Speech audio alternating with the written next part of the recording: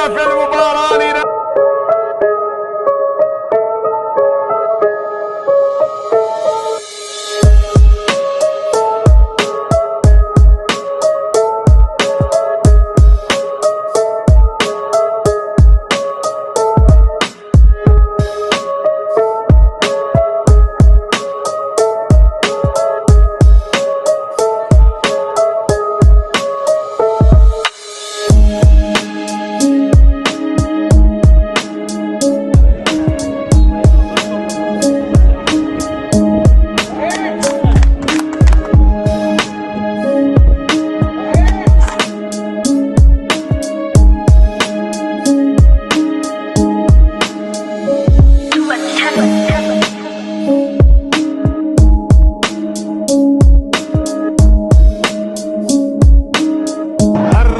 الكل يعلم بأنه نوروز بفارق الأهداف، ولكن على مستوى النقاط نوروز 15 والزوراء 15.